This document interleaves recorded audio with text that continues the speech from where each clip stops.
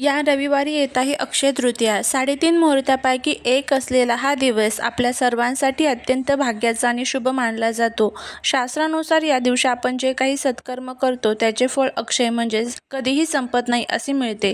आजच्या व्हिडिओमध्ये आपण पाहणार आहोत की या दिवशी आपण घरामध्ये कोणती छोटी कामे करून सुखशांती आणि लक्ष्मीची कृपा प्राप्त करून घेऊ शकतो. आणि त्याचबरोबर एक अतिशय प्रभावी असा हा उपाय. तुम्हाला कितीही मोठी अडचण आली तरीही चालेल, पण आपल्याला हा एक उपाय जो आहे तर तो करायचा आहे. या उपायामुळे शत्रू तुमच्यासमोर लोटांगण घालेल, 7 पिढ्यांचा आपला पितृदोष नष्ट होईल, दारिद्र्य संपेल आणि त्याचबरोबर घरामध्ये अखंड लक्ष्मी प्राप्ती होईल. असा हा प्रभावी उपाय कसा करायचा याबद्दलची माहिती आजच्या व्हिडिओमध्ये मी तुमच्यासोबत शेअर करणार आहे. त्यामुळे व्हिडिओ हा स्किप न करता शेवटपर्यंत पहा. जर तुम्ही या चॅनलवरती नवीन असाल तर चॅनलला सबस्क्राईब करा आणि कमेंटमध्ये जय माता लक्ष्मी लिहायला अजिबात विसरू नका. अक्षय तृतीया म्हणजेच वैशाख शुद्ध तृतीया. याच दिवशी त्रेतायुगाची सुरुवात झाली आणि भगवान परशुरामांचा जन्मही झाला असे मानले जाते. या दिवशी नवीन कार्याची सुरुवात केल्यास त्यात यश नक्की मिळते. या दिवशी पाण्याचा माठ किंवा कलश दान करण्याचे मोठे महत्त्व आहे. उन्हाळ्याचे दिवस असल्याने तहानलेल्याला पाणी पाजणे हे सर्वात मोठे पुण्य मानले जाते. शक्य असल्यास सोन्याची किंवा चांदीची वस्तू खरेदी करावी. जर सोने खरेदी करणं शक्य नसेल तर घरातील लक्ष्मी म्हणून धने किंवा खडा मीठ नक्की विकत घ्यावे. हे समृद्धीचे प्रतीक मानले जाते. या दिवशी पितरांच्या नावाने अन्नदान आणि पाणीदान केल्याने घरातील इडापिडा दूर होतात आणि पितृदोष शांत होतो. रविवारी सकाळी लवकर उठून स्नान करावे, घराच्या मुख्य दरवाजावर तोरण लावावे आणि उंबरठ्याची पूजा करावी. लक्ष्मीला प्रिय असलेली कमळाची फुले आणि गुलाबाची फुले अर्पण करावी. अक्षय तृतीयेच्या दिवशी स्वयंपाकघरात नैवेद्यासाठी पुरणपोळी किंवा आम्रखंड आणि त्याचबरोबर आमरसाचा बेत देखील केला जातो. देवाला हा नैवेद्य दाखवताना त्यामध्ये तुळशीची पाने आवर्जून घालावी. अक्षय तृतीयेच्या शुभ मुहूर्तावरती आपण अनेक चांगले उपाय करतो, पण नकळत काही चुका केल्या तर त्या दिवसाचे पूर्ण फळ मिळत नाही. अक्षय तृतीयेला कोणकोणत्या चुका टाळायच्या असतात तर घरात वाद आणि नकारात्मकता पसरेल असा कोणताही शब्द तोंडामधून काढू नका. अक्षय तृतीया हा आनंदाचा सण आहे. या दिवशी घरामध्ये वादविवाद, भांडण किंवा कोणाचाही अपमान करू नका. ज्या घरात कलह असतो तिथे लक्ष्मी वास करत नाही. त्यामुळे या दिवशी मन शांत ठेवा आणि घरात प्रसन्न वातावरण ठेवा. अक्षय तृतीयेच्या दिवशी घर, विशेषतः घराचा मुख्य दरवाजा आणि देवघर अस्वच्छ ठेवू नका. कचरा किंवा अडगळ या दिवशी घरातून बाहेर काढावी. स्वच्छतेमध्येच लक्ष्मीचा वास असतो हे नेहमी लक्षात ठेवा. हा दिवस दानाचा मानला जातो. जर तुमच्या दारात कोणी गरजू व्यक्ती किंवा भिक्षुक आला तर त्यांना रिकाम्या हाताने परत पाठवू नका. तुमच्या शक्तीनुसार त्यांना अन्न, पाणी किंवा दान नक्की द्या. कोणालाही दुखावून आपण मिळवलेले पुण्य अक्षय राहत नाही. अक्षय तृतीया हा सात्विक दिवस आहे. या दिवशी घरामध्ये मांसाहार किंवा मद्यपान टाळावे. शक्य असल्यास तामसिक आणि गोड नैवेद्य बनवून देवाला अर्पण करावा. या दिवशी कोणाकडून पैसे उधार घेणे किंवा कोणाला पैसे उधार देणे टाळावे. असे मानले जाते की या दिवशी व्यवहार केल्याने घरातील बरकत कमी होऊ शकते. जे काही आहे त्यात समाधानी राहून लक्ष्मीची पूजा करावी. कोणाबद्दलही वाईट बोलणे किंवा खोटे बोलणे या दिवशी टाळावे.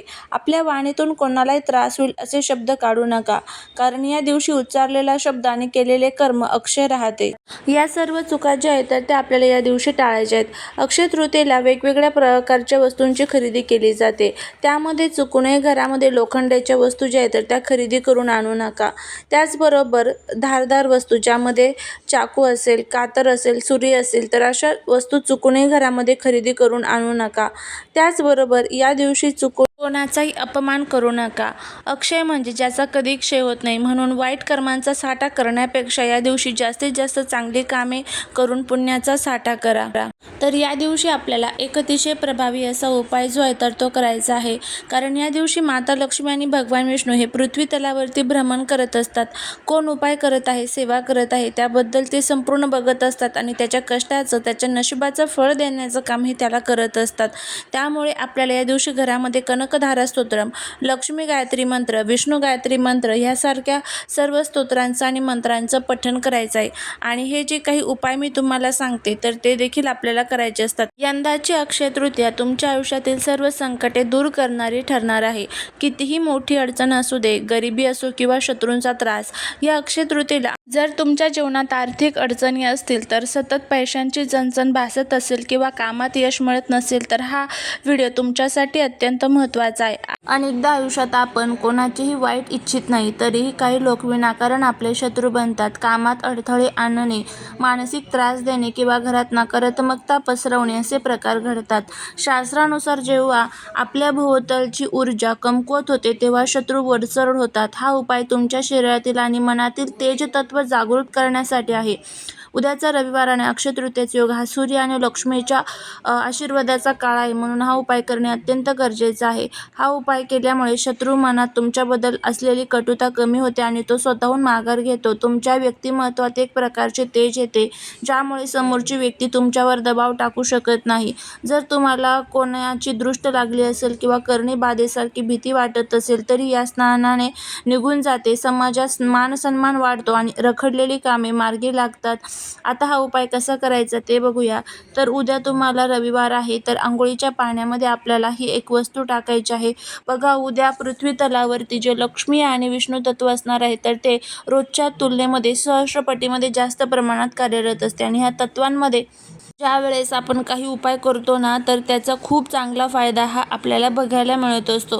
त्यासाठीच आपल्याला हा उपाय जो आहे तर तो करायचा आहे. अगदी साधा सोपा उपाय आहे. सकाळी 8 वाजायच्या अगोदर हा उपाय करणं शक्य असेल तर अतिशय उत्तम. नाही शक्य तर तुम्ही जेव्हा अंघोळ करता सकाळी तेव्हा जरी केला तरीही चालेल. अंघोळीच्या बादलीत पाणी घ्यायचं आहे. गार गरम कोणतंही पाणी तुम्ही घेऊ शकता. त्यात चिमूटभर लाल चंदनाची पावडर किंवा उगळलेले लाल चंदन टाका. आता लाल चंदन हे सूर्याचे प्रतीक आहे आणि सूर्य शत्रूचा नाश करतो, त्यामुळे लाल चंदन आवर्जून टाका. नसेल लाल चंदन तर त्याऐवजी मग तुम्ही हळद जरी टाकली तरीही चालेल. त्यासोबतच 7 दाणे काळे तीळ त्यात टाकायचे आहे. काळे तीळ हे नकारात्मक ऊर्जा शोषून घेतात.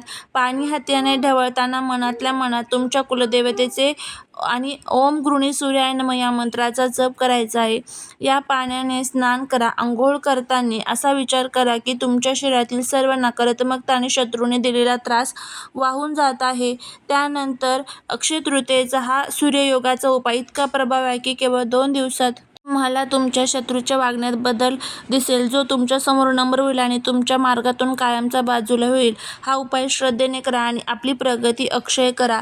त्याचबरोबर उपाय करत असताना एक गोष्ट नेहमी लक्षात ठेवायची की मंत्र जो आहे तर तो म्हणायचा आहे, तो म्हणजे ओम गृणी सूर्याय नमः किंवा मग तुम्ही श्रीराम जय राम जय जय राम यापैकी कोणत्याही एका मंत्राचा जप जो आहे तर तो करू शकता. कितीही तुमची अडचण असू द्या, तुमच्या मनातील इच्छा आहे तर त्या पूर्ण होत नसेल, घरामध्ये तुमच्या दारिद्र्य आहे, तुमच्या अवतीभोवती नकारात्मकतेचे वलय आहे, तर त्या सर्व अडचणी तुमच्या ह्या उपायाने सर्व दूर होत असतात. असा हा उपाय उद्या आपल्याला अक्षय तृतीयेच्या दिवशी करायचा आहे. कारण बघा, अक्षय तृतीया जी आहे तर ती अक्षय पुण्य देणारी मानली जाते. या दिवशी ज्यावेळेस आपण कोणताही उपाय किंवा कोणतीही सेवा करतो त्याचं फळ हे तुम्हाला खूप चांगल्या पद्धतीने मिळतं. त्यामुळे नक्की करून बघा, तुम्हाला याचा खूप चांगला फायदा जो आहे तर तो बघायला मिळेल. झालेली सेवा ही महाराजांच्या चरणी रुजू करते. व्हिडिओ जर आवडला तर लाईक, शेअर, सबस्क्राईब करायला विसरू नका. भेटूया एका नवीन व्हिडिओत नवीन माहितीसोबत. तोपर्यंत श्री स्वामी समर्थ.